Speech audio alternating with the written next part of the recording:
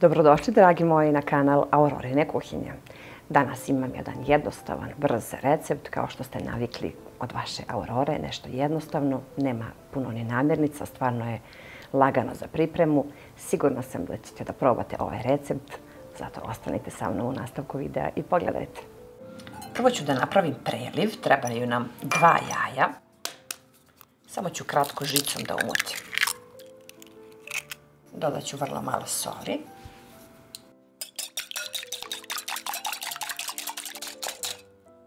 Ovdje dodajem 200 ml jogurta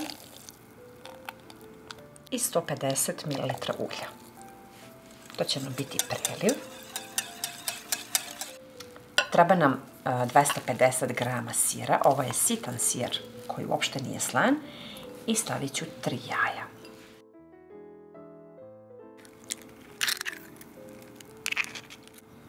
Ja ću da dodam 1 kašičicu, pošto je neslan, a vaš sir ukoliko je slan, onda nema potrebe da dodate. Promešamo i to nam je sve spremno.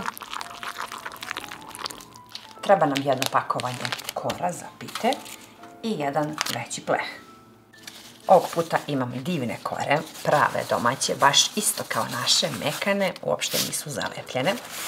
Stavit ćemo 1 koru, možete i sa 2.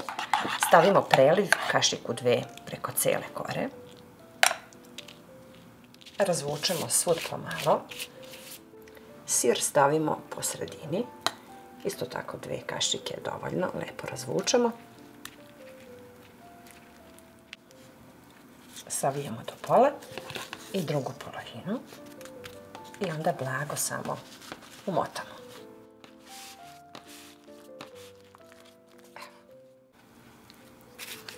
Ređamo pleh.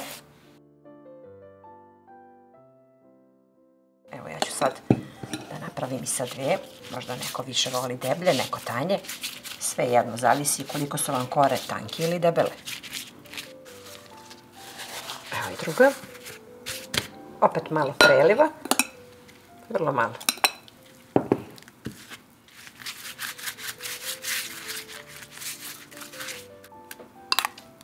I sir po sredini lepo razvučemo, zato je ovaj idealan, sitan sir za ove pite.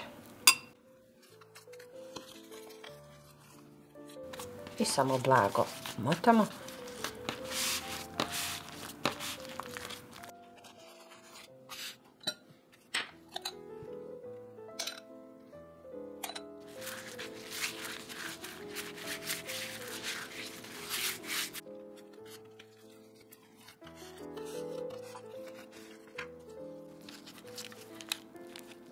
Ostavimo malo preliva, ako nemate dovoljno stavite malo jogurta i 1 jaje, pa ih lepo natopimo i pečemo ih na 180 stepeni 35 do 40 minuta. Čim dobiju lepu zlatno žutu boju, možemo da posipamo i susamom.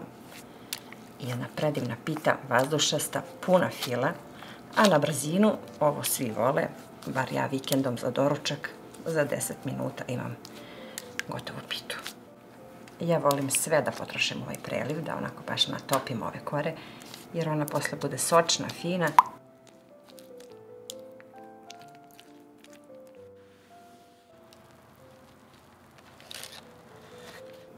Kako je samo dobra ova pita, možete i sami da vidite, mekana, sočna, kao duša. Prepune su, još uvek su vrele, ali ja moram da vam pokažem koliko je to fino i šupljikavo. Evo sad ću da je presečem, pošto je još uvijek vruća.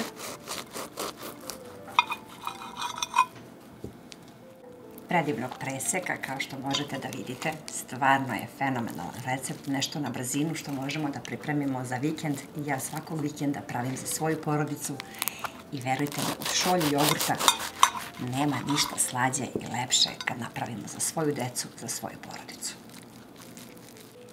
Sigurna sam da i vi pripremate slično nešto u ovoj piti.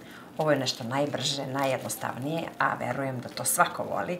Možete i manje, sa 1 korom, 2 kore, ali je stvarno jedan predivan recept, kao i što možete da vidite koliko je unutra sočna i mekana. Eto, to bi bilo za danas, nešto brzo, kratko, ali slatko, što kaže Aurora, pa se vidimo uskoro sa nekim novim receptom iz moje kuhinje.